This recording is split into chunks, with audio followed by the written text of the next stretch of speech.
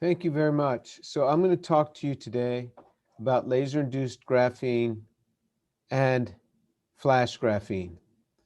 And what I want you to keep in mind is that, well, first of all, if everybody could just check to make sure that they're muted, I'd appreciate that, because I don't want you to be embarrassed thinking you're muted and you might not be.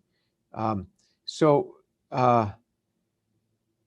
I want you to think in an entrepreneurial sense. What can you do with the science that you develop? And how could these things be extended? So with that, okay. So I'm going to talk to you about laser-induced graphene, and we found that you could take polyimide sheets, which are commercial plastic sheets, and you can convert them into graphene if you hit them with a laser scriber. These laser scribers are in every machine shop. I am sure there are several on your campus right there in Qatar, and it's a very easy way to make graphene. When we first discovered this process, we discovered it in 2013, filed a number of patents on it. And so when you discover something, if you think it could have commercial value, you want to patent it before you publish it. And then we published it in 2014, and now there's about 5 papers per week coming out on laser-induced graphene. So it has become like the method to make graphene if you're going to make it for device-type embodiments. And so when the laser hits polyimide, it will convert the surface into graphene. You get a porous structure. Here's the polyimide, and it's about 20 microns thick of laser-induced graphene on the polyimide. And it's this porous structure. It is clearly graphene because it has the 2D band by Raman.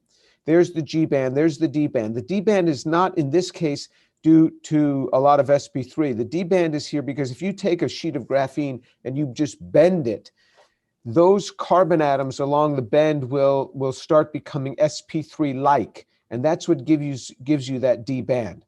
And it's clearly turbostratic because of this broad X-ray diffraction peak. You can change the parameters, and you can go from a foam to fibrils. And you can, again, it is clearly graphene, but it is more of like a fibril or scrolls type embodiment. And you can draw any pattern you want with the laser.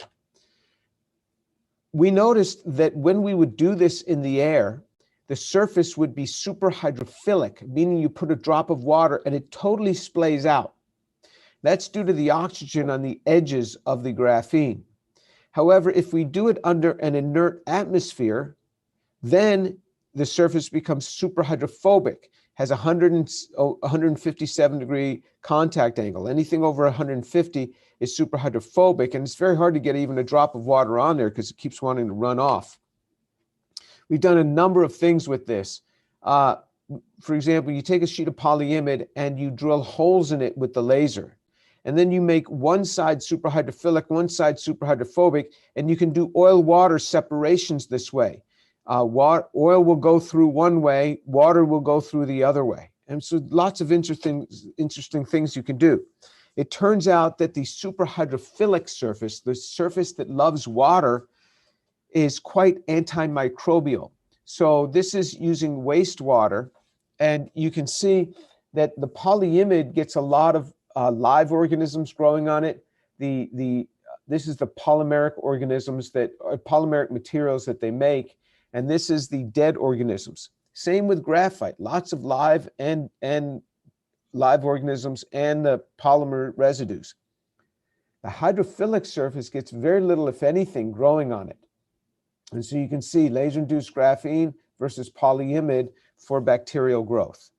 And the reason for that is when it's super hydrophilic, it always has a layer of water on it.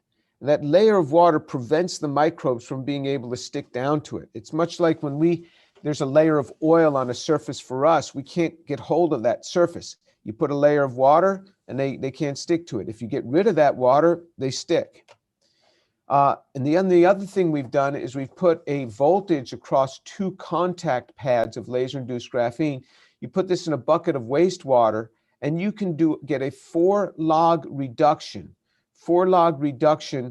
of the microbial content in that bucket of water at 2.5 volts. So you apply 2.5 volts and you get a large reduction. This becomes really important for applications where you have to try to kill microorganisms. Turns out, for example, one of the prime places that people in the hospital get these stomach infections, it's because of ice.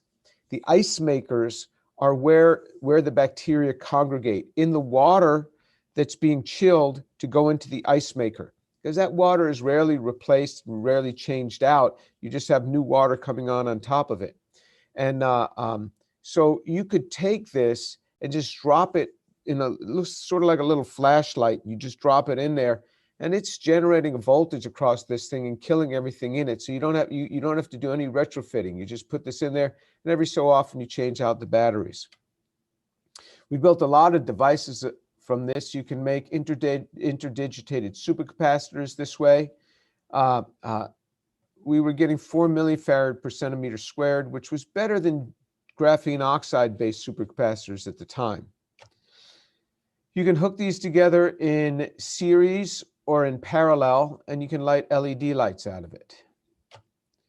Then what we did is we brought it through a lot of flexing, so you bring it through a lot of deformation, and even after 6,000 cycles, it retains its behavior, even 6,000 bending cycles. So you can make flexible electronics this way. We've made stack structures, so we run on both sides of the polyimide. You run on both sides, and then you can stack it up. We put an electrolyte in between, and you make these stacked structures. So here's the polyimide, here's laser-induced graphene on both sides. And you can hook them up in series or in parallel, in series or in parallel. You can bring them through 4,000, 6,000 bending cycles, and they still work just fine. So again, very good for flexible electronics. I mean, this, just hear me out here. This has got application written all over it. This is where you want to start companies. When you have something that can translate into applications this quickly, it's a very big deal. And then just to show you where we came, you can make pseudocapacitors out of these by doing electrodeposition on some of these surfaces. And if you look at the Ragone plot, a Ragone plot plots energy versus power. And batteries have very high energy, but very low power. Capacitors have very high power, but very low energy. What you want to do is you want to be up in this quadrant. You want to move toward this quadrant where you can have very high power and very high energy. That's supercapacitors. Here's a commercial supercapacitor. Here's a commercial activated carbon supercapacitor in black. Here's where our LIG supercapacitors are. And they are really pretty good. And there's no lithography here. These are just made so quickly. Where we came is we started out at 4 millifarad per centimeter squared in area capacity. But we went up 250-fold. And now we're up over a farad per centimeter squared. Power density, we've gone up over 10-fold. We've gone up 10-fold in power density. And so this is by volume. So you see that it has really good properties here. And then we learned you can do it on a lot of different surfaces. At first we thought it was only polyimide, but then we learned we could defocus and you could do it on all sorts of surfaces. And so lots of different surfaces can be used. You can even use cellulose. Cellulose has lignin in it, and that lasers quite well. You can do wood. Wood would normally ignite, but if you do it in an inert atmosphere box, it makes laser-induced graphene just fine. Then we learned you can just use flame-retarded wood. You buy wood that has a flame retardant in it, and it doesn't ignite anymore. Then what we learned is that for other surfaces, what you want to do is you want to run defocus. So for polyimide, you want to run focus, but for other surfaces, the first hit of a laser will carbonize it, turn it to carbon black.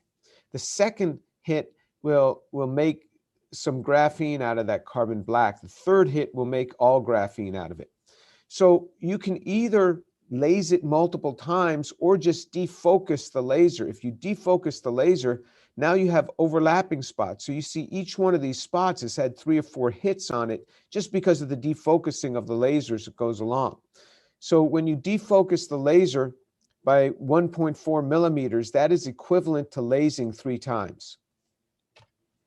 And so we can write on paper. Now, paper would normally ignite in air, so we just spray it with a flame retardant. You can get flame retardant for paper. You just spray it, and it doesn't ignite. So this is a piece of cotton paper that we've written rice on it.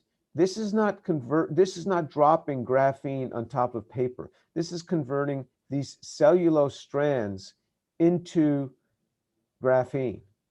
You're blowing out the oxygens and forming carbon. Here's cork. Here's bread. So you can just take bread and you're converting the carbohydrate strands into graphene. You can do this on cardboard. You can do this on a potato. And you say, well, why would you want to write on food? Well, why wouldn't you? I mean, this is important because what you can do is you can think of marking every item, just like you might have stickers on every apple. I mean, lasers write faster than you can apply a sticker. In fact, every plastic bottle in the United States that you drink water out of has a little laser scribe thing on it that marks the lot number. If you can build sensors into a potato, then you could know what field it came from. Is it really local, or did it come from some faraway country? You could put sensors on there to tell you if it's been heated up too hot in transit. You can put a salmonella sensor on it. You could put an E. coli sensor in it. We took coconut. We made supercapacitors on coconuts. You can write on coconuts. It's no problem. These all convert the surface into graphene. You want biodegradable electronics? Here it is. We've done a lot of different reactions on this. We can split water, for example. You can take one surface and another surface, and you can treat them differently. So in other words, what you do is you lase the surface, and then you draw cobalt phosphide on the surface, and you lase again. You lase the surface, and then you put nickel and iron on the surface, lase again, or you just electrodeposit. This is one sheet of polyimide. We put a pinhole here to allow equilibration, and we put a voltage across it. So if you put that on 2 sides and you have your polyimide sheet in here, now when you start applying a voltage, you get hydrogen coming out of one side, oxygen coming out of the other side. So it's already self-separated in the water splitting to hydrogen and oxygen just by applying a voltage with a very low overpotential. So you can see the parameters here. Lots of devices we've made out of this. Now, this has all gone commercial now. We have 5 PCT applications. PCT means worldwide filing. You choose the countries you want. We don't normally choose Qatar because it's just such a small market. We choose, for example, you choose the US, and then you choose the EU, and we'll choose several countries in Asia. China, always China, it's a big, big market. And then Japan. Taiwan, we will choose, and that's outside the PCT domain, so you have to choose that separately. But here's the first product coming out. Sits on a tabletop, and it sucks air in. So as you're talking across this table, it's sucking your air in, and it blows fresh air out the top, comes out the top. And so it's as if you have a sheet of graphene between the 2 sides of the table. You put this on a countertop, nobody's wearing a mask. When she speaks, her air's getting sucked in. He speaks, his air's getting sucked in, and fresh air is being blown out the top. This is good for students at desks, these big corporate spaces where you're just separated with 4-foot-high cubicles, these little barriers. And so that's where we're gonna go. We've built lots of air filters. We have publications on this. And now remember, I don't have to do anything anymore. There are 5 publications a week coming out in the literature using laser-induced graphene. And guess who owns all of that? Guess who owns all of that? Because we filed patents on this long before we published it. If you're making laser-induced graphene, you make a device out of it, you're going to have to get a license to be able to produce whatever device you want. This is what I want you to think about. Think about these things in an entrepreneurial sense. We signed a joint venture So we started this company, LIGC Applications. From this is going to spawn, I don't know, at least 5 companies, maybe more. One of them was just for air filtration. We signed a joint venture with a Chinese manufacturer. So they bought half the company, but only for air filtration. So they get half of the air filtration market, and we want them to have a lot of the company. They had to pay for it, but we want them to have a lot because we don't want them trying to work around us. We want them to be incentivized. You make this company great, you'll be great. And they have all the manufacturing capability. So we don't want to have to build a manufacturing plant. Look at this. They built this and it sits right on the table. It looks really good. It's packaged like an iPhone. I mean, really high quality packaging.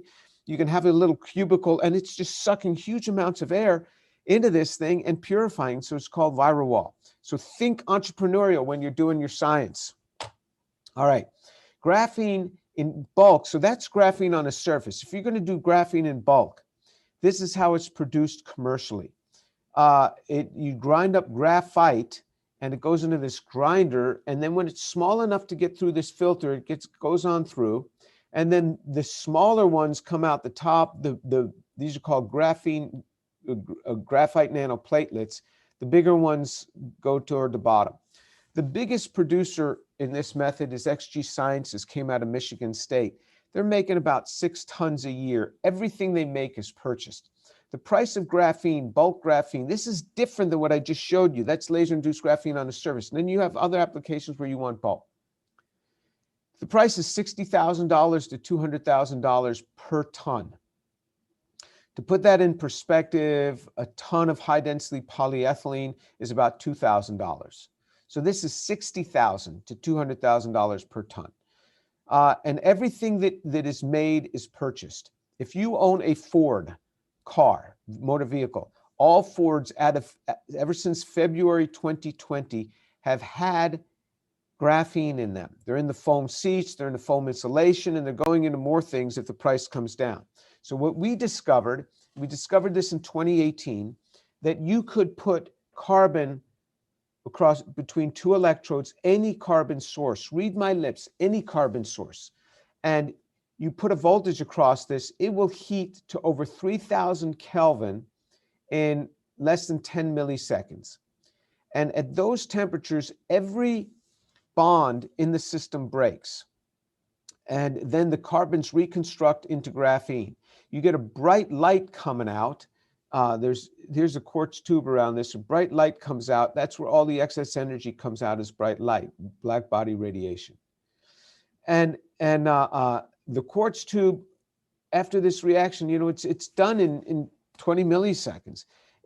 After this reaction, the quartz tube is only warm to the touch. It's not even hot because all the energy has gone into the samples. It wasn't hot long enough to get heat transfer to the quartz tube.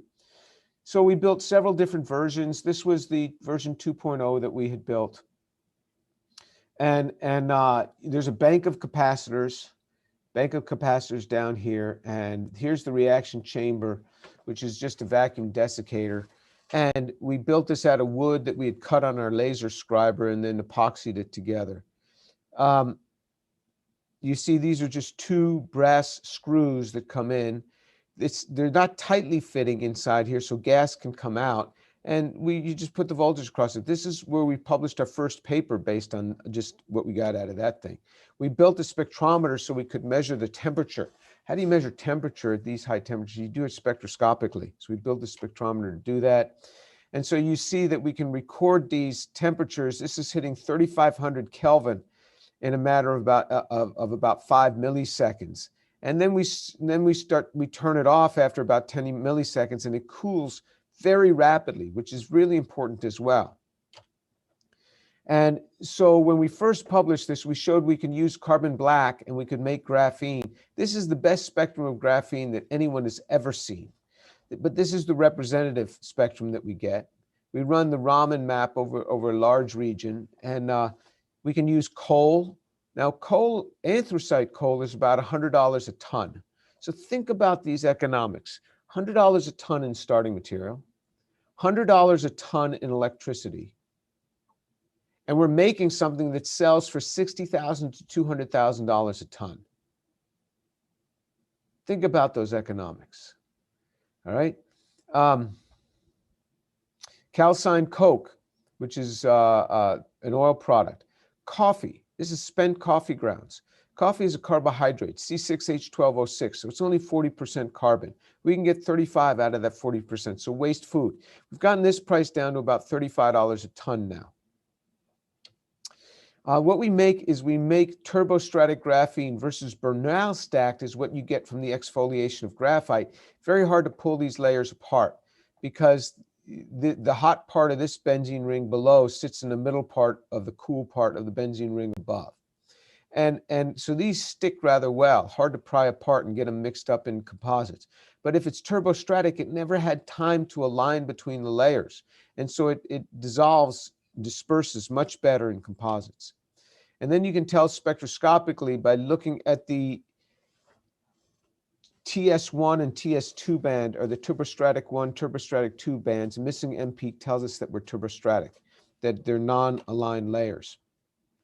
We've studied the different voltages you could. We studied the different resistances. So as you push those brass rods together, the harder you push them together, the lower the resistivity in the sample. And you want this, there's going to be a sweet spot for getting the optimal resistivity. And then you can scan voltage versus the 2D to G, the spectroscopic features, and the D to G band. You can look at temperature. 3100 Kelvin is better than 2850. And at these temperatures, this is why it's self-purifying. It's self-purifying because even aluminum, silicon, all of those are subliming out at about 2700, 2600 Kelvin. The only thing left in there is carbon. Carbon doesn't sublime until about 3600 Kelvin. And so carbon is what stays. It's self-purifying in that way. You look at temperature versus time, you look at cooling rate, how fast that these can cool, 30,000 Kelvin per second cooling rate. And that's what you want to be able to do. And then you look at different pulse lengths, pulse times, 2 pulses, 1 pulse, and so forth. You can get different size distribution just by looking at different sheet sizes that you want, depending on starting material size, depending on how long you run the scan. If you're flashing it for 10 milliseconds, you're going to have small sizes. If you flash it for 500 milliseconds, you're going to have larger. For half a second, they're going to grow larger. So you can change sheet size. A lot of times you want small sheets when you're making composites. This is clearly a hexagonal pattern.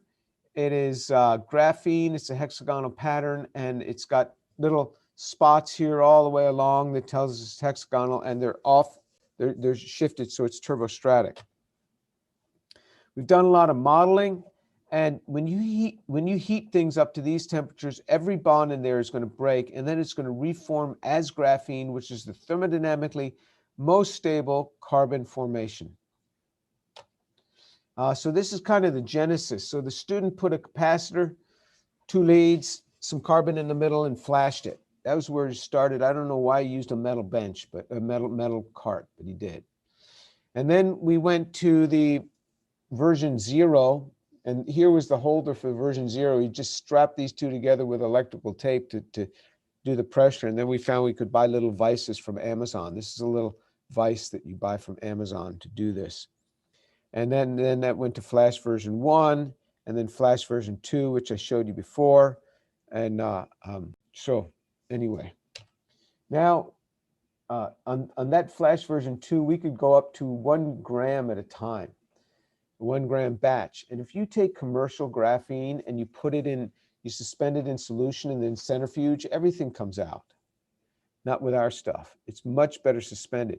You can put this in plastics and it will greatly increase the strength of the plastic, really toughen it up, even better than carbon black does.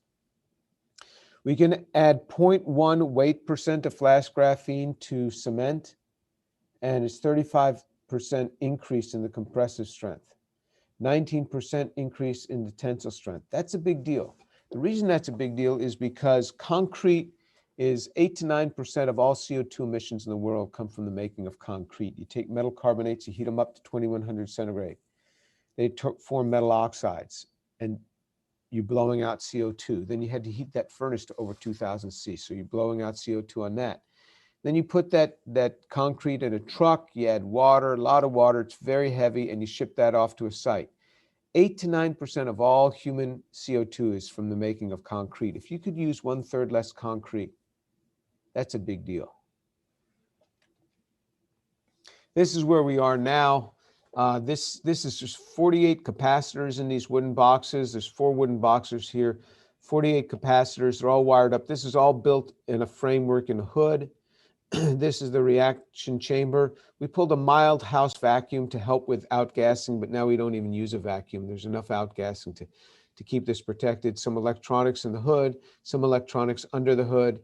Here was the display on the computer. You can power it up, start charging. If you want to discharge, you can push here. It'll drop it across a load resistor.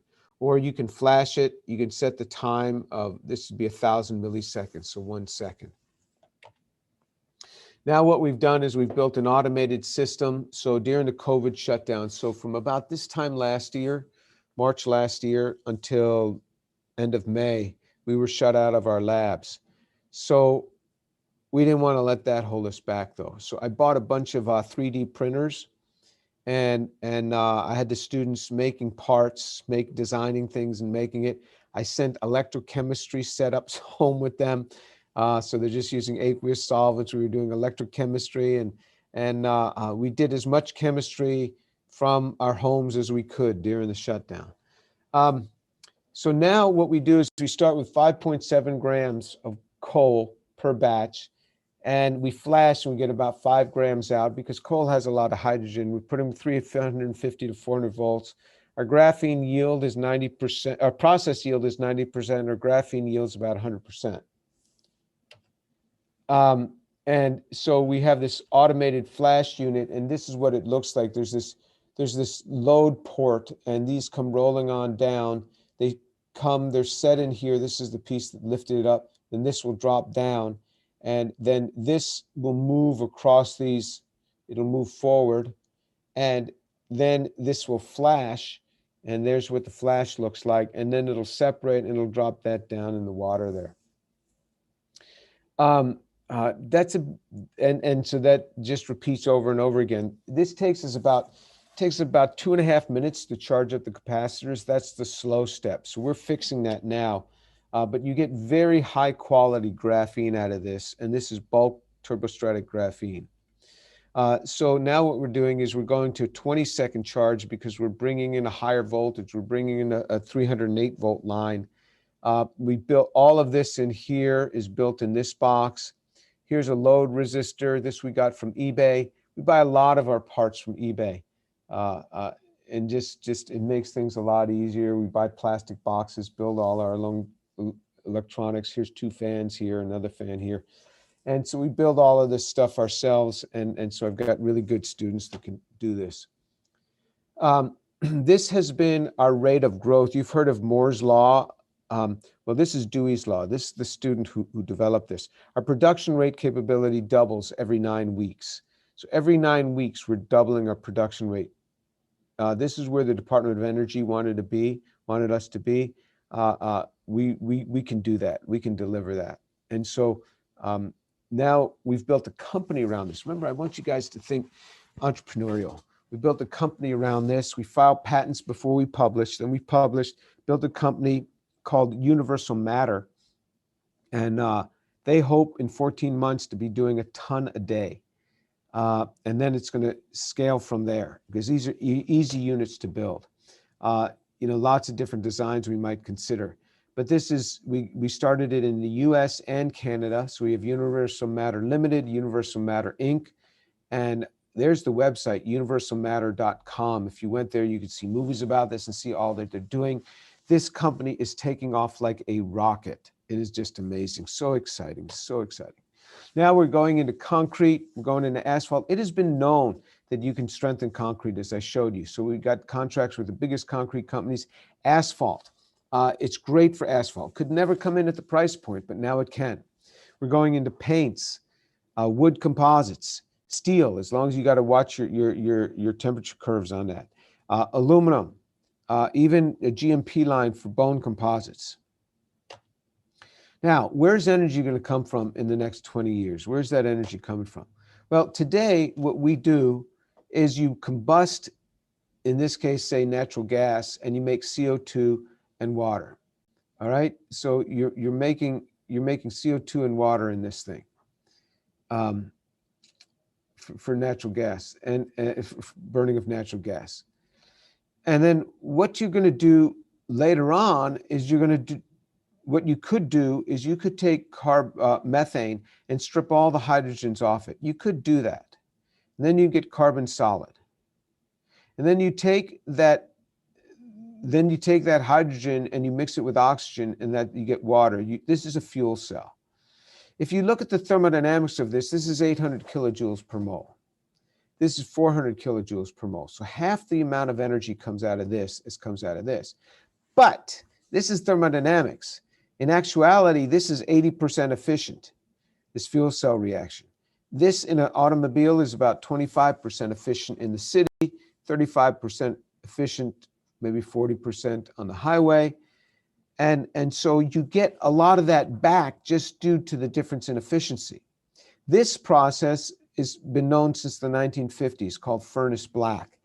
They just didn't know what to do with all that carbon, because humans generate 30 billion tons of CO2 is emitted each year through combustion. That's what humans emit. If you just look at what's the carbon content in there, that's 8 billion tons of carbon. So if instead of emitting CO2, you emit carbon, you just have carbon, you're getting rid of those two oxygens, so that's 8 billion tons of carbon. They just didn't know what to do with all that carbon. Well, of course, we know what to do with it. We're going to turn that into flash graphene. And then there's also mobile storage, and how will we use hydrogen as a fuel? We got ideas on that as well. But if you have 8 billion tons of carbon, that's 8,000 million tons. Here's 44,000 million tons of cement and concrete. Concrete and cement, they swamp all other building materials combined. You could put 8,000 million tons of carbon in 44 million tons of carbon today. So you could do this. And so the nice thing about this is an amazing form of carbon, which we'll talk about in a minute. There's also a problem of the human footprint problem of waste.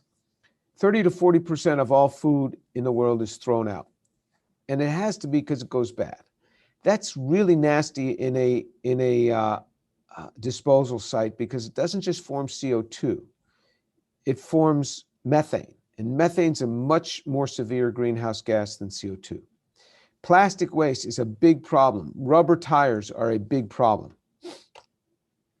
So what we have shown is, here's the mismanaged plastic waste. So mismanaged plastic waste, the US is not too bad. Asia is the killer on mismanaged plastic waste. I mean, it is just so destructive, and so that this mismanagement means that it just gets thrown out and mismanaged in the sense that it ends up in waterways. And this plastic lasts a long time in the oceans. A plastic bottle can last 450 years in the ocean. I mean, a coffee pod, 500 years. That's a long time. So it comes out of Asia and it forms this plastic vortex, which is around Hawaii in the Pacific. And this is bigger than the state of Texas, 10 feet thick. Just plastic, just plastic. And it's a mess. It's an absolute mess. And you can tell from the plastic that it's come off of Asia because the currents move in this direction. And what are you going to do with all of this? Well, how about upcycling waste plastic using flash Joule heating to graphene? We put $30 per ton in electricity costs, and that's it. There's no sorting. Recycled plastic costs as much as virgin plastic because of the human sorting that has to be done. There's no sorting. We can do it on mixed waste plastic. They will take the plastic before recycling and they will wash it 3 times with water and detergent. That's a lot of water, hot water and detergent. We take no pre-washing. It's unaffected by plasticizers, dyes, adhesives, food waste, organic or inorganic fillers, doesn't matter. No solvents, no purification is needed, self-purifying, and no low-value ashes left over. Encouragingly, graphene is non-toxic. It's naturally occurring in the environment. It's graphite, when it shears off in lake beds, it releases graphene. Its agglomerates are the natural mineral graphite. It's a terminal natural sink for carbon. It's one of the few times you'll ever bring up carbon assets from under the ground in coal or in oil or in natural gas, and it's not going to eventually become CO2. You know, go in fertilizer, it's going to become part of a tree. When that tree dies, it's going to turn into CO2. Not this. It's going to stay for at least hundreds of years under most conditions. Now, you can get it to degrade, but under most conditions, it's not. Look at the graphite's geological stability. It can be used in composites of all kinds, and at the current price of 60 to 200K per ton, there's a lot of incentive to do something with this. We have taken all sorts of foodstuffs and proteins and coconuts, we turn them into graphene. This was done in our first publication. Look what we've done, how good we can get this. This is any type of plastic. Polyethylene terephthalate, high-density polyethylene, polyvinyl chloride, low-density polyethylene, polypropylene, polystyrene, doesn't matter. We can mix them all. Beautiful graphene. We can take rubber tires, $30 a ton, turn it into graphene, or tire carbon black, turn it $30 a ton into flash graphene. This is an example where we took actually end-of-life vehicle plastic. So this is from Ford Motor Company. Ford, the auto companies are now going to be held responsible in Europe to deal with all the plastic waste that comes off of their automobiles at the end of the lifetime of the automobile. It's not the problem of the consumer, it's the problem now of the auto manufacturers. There's about 175 kilograms of plastic in vehicles right now. Ford sent us some end-of-life vehicle plastic. This is the plastic that's on wiring, it's from seats, it's from cushions, it's from insulation, it's from seals, and it was just all mixed up and dirty. It came off of a landfill. Dirty stuff. We put it through a hammer mill. We add 5% met coke, which is a coal product, to give it conductivity. We built an AC/DC flash system, which really gives us higher versatility. And we can make nice graphene out of it. Boom, nice graphene. We send this back to Ford. Ford put it in their urethane foams, and they see a 20% increase in the compressive force if they add 0.01% of graphene into their foam.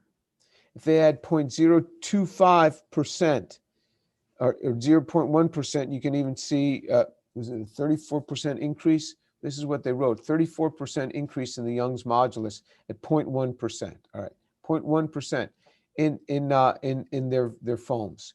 So we're actually able to take end-of-life vehicle plastic and turn it into graphene, which can go back into plastic and strengthen the plastic. So you use 20 to 30% less plastic, which really lightens up the weight of the vehicle. You know, for vehicles right now, it's all about light weighting. And then also you can replace aluminum with metals, with plastics that have graphene in it. So this is a very big deal. And so we're looking at all these potential markets. So that's what I want you guys to think about. Think entrepreneurial. What can you do? And this graphene company is going great. And you say, well, how am I able to run all these companies? I'm glad you asked that. I don't run any of them. And I don't want to. I don't want to be a CEO. I don't want to be a chief technology officer. I got my lab. I want to be a professor. I want to teach my classes. I want to do my research. Once you're part of a company, you got to work. You're an indentured servant. You're a slave to that company, and you're a slave to people who have money. That's not what I want to do. So I just get some founder stock, a healthy portion of founder stock. I teach them how to do it. And then the investor groups, it's up to them to hire the CEO, to hire everything. And I don't have to do anything. This is why I have 14 companies, and I just have stock in all the companies. They go public, my stock converts into public stock, and I can cash out after 2 years. I can cash out, and if I want to, or I can leave it in there and let it ride. And so you can do all of these things because I can't be a professor and run a company. I can't do both well. In fact, I generally do both poorly if I try to do that. So I just let them run the companies and then let them take it away, and I get on to the next thing. So that's what you want to do. I'm never an officer or a director in these companies. And so that's the way I do it. And you can be quite entrepreneurial. I used to license all the intellectual property to big companies. I don't do that anymore because that's the way you make nano dollars that way. You make very little money because the big companies sit on the technology and you just haven't, and they're not inspired to really make this thing work. A small company, you get founder stock and you own a good chunk of that small company. That's the way you really make money. And so we start a lot of companies. Early on, it's, you know, the big thing, it's hard for academics to properly identify what's worthwhile. Some academics think you can see a blip on an oscilloscope and it has great value. That has zero value. You got to be able to put something in a box that you're going to sell to somebody. And you don't want any technology that's too hard. You don't want anything that's really fancy, real hard. You want simple things are what get marketed much more rapidly. So with that, here's the group. This was funded by the Department of Energy and the Air Force Office of Scientific Research. Boris Jakobsen's group did the computational work, and Rusbah Sheshavari did the concrete work.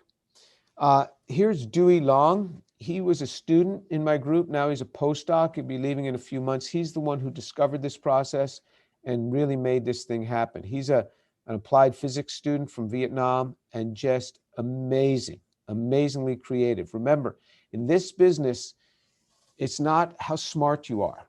It's not. It's how creative you are.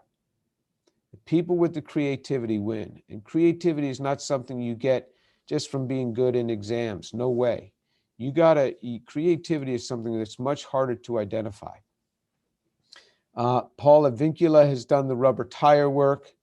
Wei-Yin Chen did some of the inorganics, and this works with molybdenum sulfide to make 2D materials. Walla has done all the plastics work. Bing Deng has done some of the other inorganics that I haven't shown you. And Kevin has done the carbon ash, and he's made C13 graphene. And Carter is just an instrument wizard. And he helped Dewey build a lot of this equipment. So that's the group, and that's the end of my talk, and I'll take questions. Thank you so much, Professor, for this wonderful talk that you just delivered to us. So everyone, the session is open for a brief Q&A. As I said previously in the chat here, you can either raise your hand and I'll direct you to ask a question, or you can ask a question via the chat option, or you can send it to me privately. Professor, I would like to start with an anonymous question that I've received here. In a world that seems to be conservative towards embracing new technologies, especially in the energy sector, what are the marketing strategies that are intended to be used to promote the use of laser-induced graphene? Laser-induced graphene, well, laser-induced graphene is not directly an energy play, other than the fact that you may want to build some devices where the laser-induced graphene turns out to be a lightweight conductor, high surface area material for you. So the laser-induced graphene, if that's what you're specifically talking about, as opposed to flash graphene, that is not a direct energy play. It's a material that can help you if you're building a photovoltaic. It's a material that might help you if you're building a water purification system, but it's not a new energy source in itself. Right. Thank you, Professor, for answering that. Any other questions, ladies and gentlemen?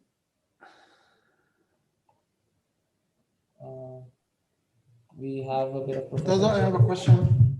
Sure, Professor. Professor Abdullah, please go ahead. Thank you. Thank you, Professor, for excellent presentation, and congratulations to you and your team for, again, another breakthrough in the graphene arena after the Tour method for geo that I think people around the world use now, A few of my students actually preparing graphene using the tool method now used for different applications. I have a question for the laser-induced graphene. You mentioned that it has antimicrobial activities. My question, do we know basically what's the mechanism for the antimicrobial activity? That's the Yeah, first question. yeah, it's hydrox.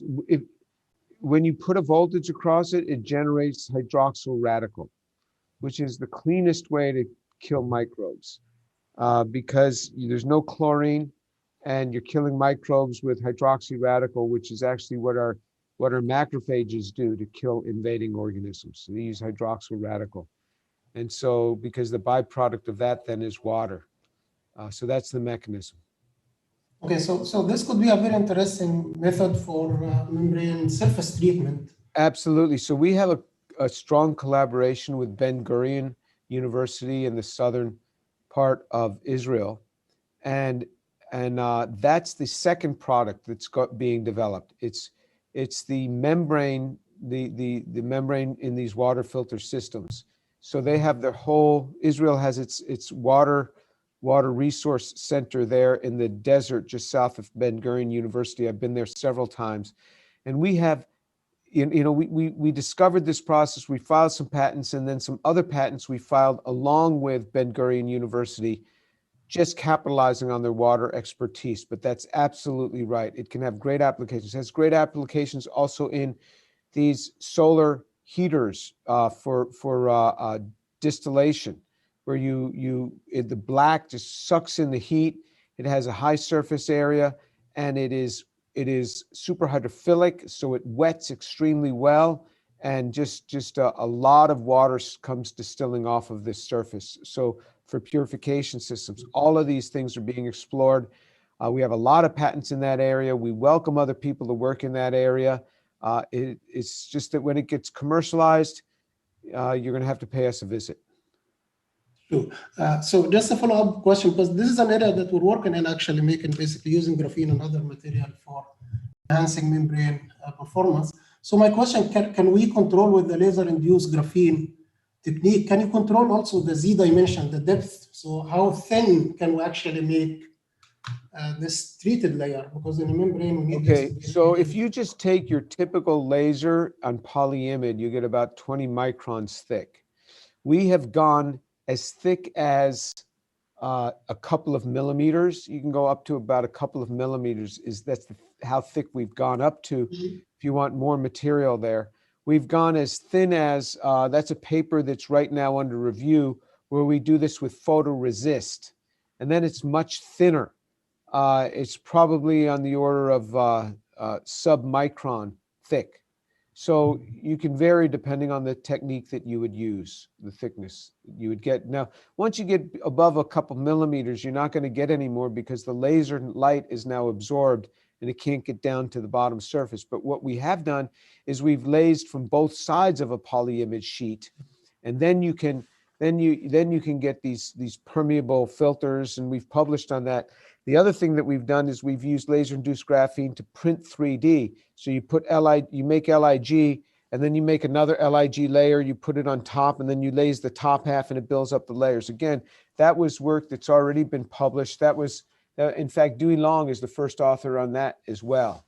And I think that came out in ACS Nano a few years ago. So you can even make 3D structures, and the 10 micron laser will build up the graphene. If you use a 1 micron laser, which also are in these systems, that ablates graphene, so then you can cut back into it if you like. Okay, very interesting. I think Murtaza, is there time? Can I ask another question? Sure, Professor. Go ahead. Yes. So I have a question for basically the bulk graphene, the flash induced graphene. You're targeting basically asphalt and cement. So this is actually, I think the price basically going to be a big factor if you're going to actually penetrate this market or not. So what's the price target that you think in maybe a few years you can reach for? I'm not part of the company, so I haven't read their specs for a while, but they've not sold anything, but they've distributed a lot. And so the strategy is this: when you sell your product to a customer, whatever they do with it they do with it. They get a license to use it just because they bought it from you. Not so in this case. When we give it to them, in order for them to get it, they have to sign a joint venture agreement. And in that joint venture agreement, the company, Universal Matter, will own a part of what they do with it. And so that's why the company isn't selling anything. There's so many people that want their hands on this stuff. And the company is, they're sending out hundreds of grams a day to different companies and lots of joint ventures. I don't know what, they haven't yet set a valuation because, once you set a valuation, that's kind of written in stone. And they haven't yet set a valuation, but it is, from a monetary side of the growth target, this is the fastest growing company I've ever been a part of. The company's about 14 months old, and it's got about 10 or 11, 12 employees now between Canada and the US. And but we're talking its valuation is going to be set quite high when they ultimately do a Series A. They've only raised about $7 million, $6 million total, and they don't want to raise anymore because we've gotten over $20 million in federal grants from Canada and the US. And when you get it in grants, you're not giving up equity in the company. So it's a great way to raise money because everybody's throwing money at this because of the plastics problem, because of the carbon waste problem, because of the food waste problem. And so that's what they're doing. But the target production rate is to have a facility generating 1 ton a day of flash graphene from I believe it's going to be from a coal-derived product. And that's in about 14 months. They're supposed to have that. But then these units, there'll be these big pistons firing and you just blowing stuff out. Each piston would be resonant time of maybe 1 second, and you'd have many of these pistons firing. So the targets here are quite ambitious, but it's up to them. Make it happen and send me the check in the mail. Okay, thank you again, and hopefully next time we'll have you here in Doha, basically giving a seminar live. Oh, okay. Thank you, Dr. Abdullah. We would love to have you, Dr. Tour, in Doha next time. Let's move to more questions. We have Professor Kakosinas who would like to ask a question. Professor? Thank you, Professor Tour, for your amazing presentation and inspiring for both our students and ourselves. I would like to ask you a question that you don't usually read from the papers or even the patents. How do you balance the safety challenges with the creativity of research and students? We saw many of your lab configurations, and I mean, it's really creative, but sometimes, I mean, you have these concerns about safety, etc. Yeah, I think about safety all the time. That's probably the thing that concerns me the most. It really governs my prayer life. We have safety discussion every group meeting. Just like in industry, you talk about safety every meeting. We do the same. We've done that for 20 years almost. Every group meeting is starting with safety. On those flash graphene apparatuses, we have several safety measures in place. We have lights that are shining when the capacitors are charged. We have strict orders. Nobody can go into the capacitor bank area unless they've been approved by Dewey or Carter to look into it. We have strict protocols to ensure that the capacitors are discharged before you ever stick your hands into the system. We have rules that you have to wear thick rubber gloves as a last resort before you ever use that system. The whole time you're using the system, even if you're just using thick rubber gloves that extend up to your elbows, so that even if you were to touch the leads, nothing's going to happen to you. And we have strict regulations on that in the group. That doesn't mean that everybody's always going to observe those. And so all I can do is just say, here's the safety constraints we've built in, and we stress safety all the time. And I pray that nobody gets hurt. These wonderful people come to work for me. Their parents send them to school here. And, if they come with 2 eyes, I want to send them home with 2 eyes. If they come with 10 fingers, I want to send them home with 10 fingers. And so safety is a big concern for me. We have to do our work, but we take it very seriously. That's what we do, and we make safety a part of our culture. We have a complete lab cleaning from top to bottom every 4 months. And then we call in then I inspect it. Then we touch up any areas that didn't pass.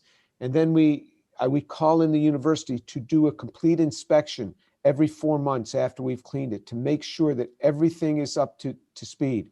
We have the university engineers, electrical engineers come in, the people who run the big electrical systems for the university, where we take actually natural gas and convert it to electricity for the university campus. We have them inspect our apparatus. And so that's what we do. We take it very seriously. Thank you very much, Professor. Professor, we have an anonymous question here. So the energy sector that you mentioned earlier was one of the examples for which you believe that graphene could, for example, find its application. But what about other sectors, for example, manufacturing? As you have mentioned about big companies that they are not using like the graphene, but you have smaller companies which are embracing this technology. So is there any future plan in place to expand the use of the graphene from a more commercial perspective? Oh, the graphene's going, every partnership that Universal Matter has is with a big commercial company. I just said I don't want to license directly to a big company, or else you lose, it gets lost in the big company. They change directions and now it's caught up in there. I mean, I have so much of my IP tied up in big companies that are not doing anything with. When I said I don't deal with big companies, I meant I don't license to them. But once we have the small company, they're only working with big companies. These are biggest concrete company in the world. These are big wood companies in Canada. Canada's biggest product is wood. These are big companies that we're dealing with on asphalt. Biggest asphalt company in the US is what we're dealing with.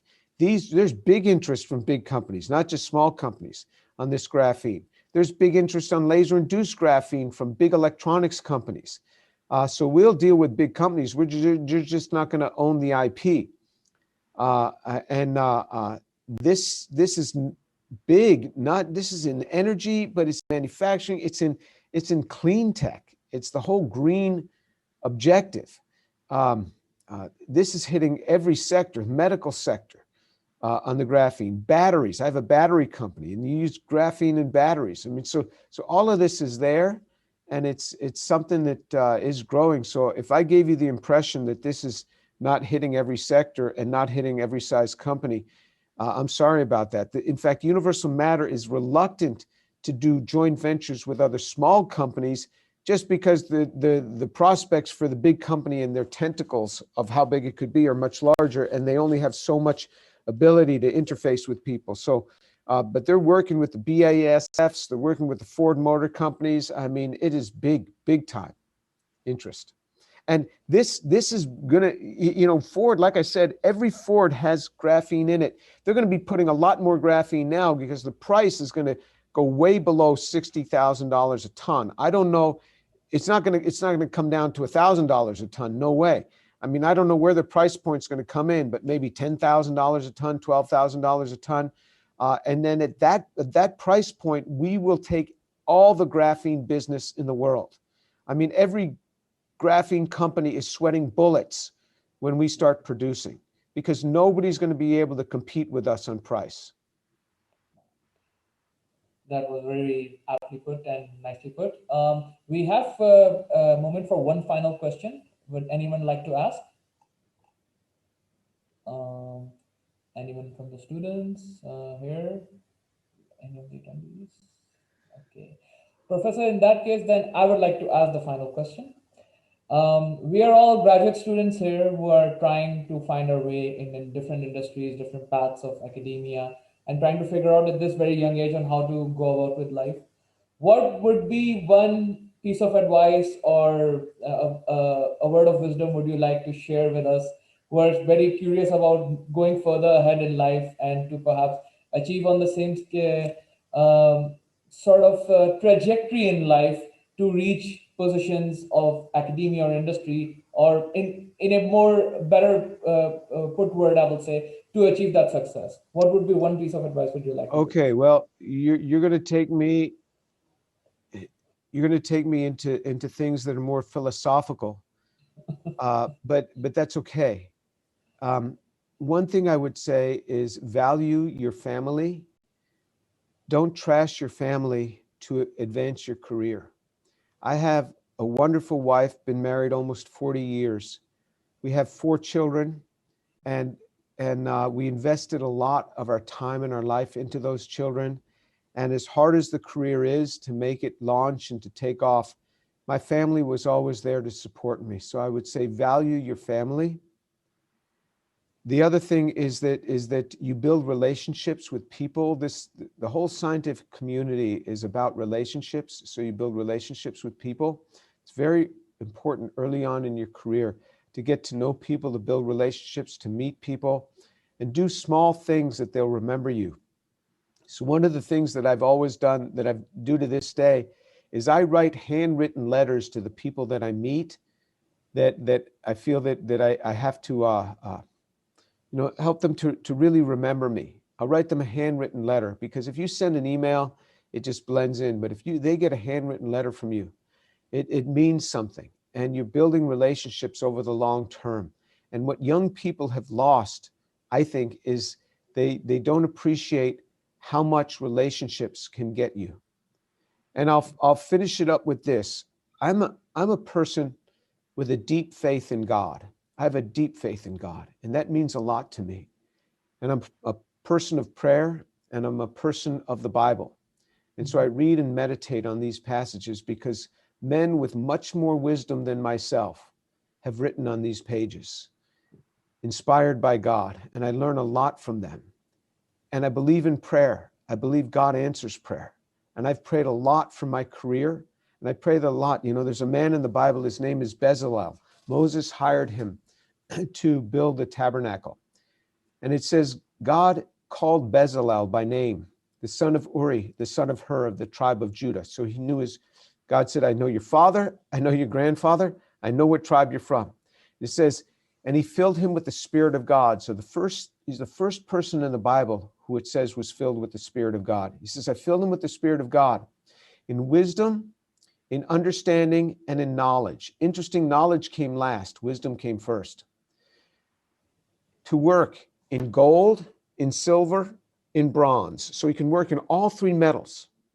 To work in wood, to work in stone cutting, in stone setting, to work in fabric, to work in perfuming. And he gave him the ability to teach it. The man was the Renaissance man.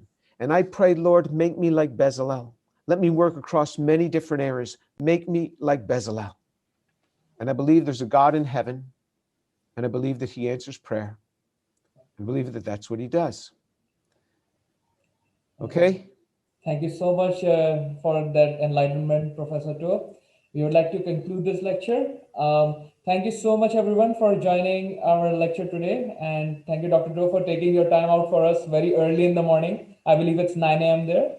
Yes. Thank you all for coming. And we will be back as GSA with more events. So thank you. Stay safe, everyone, and have a great evening. Thank you. Thank you.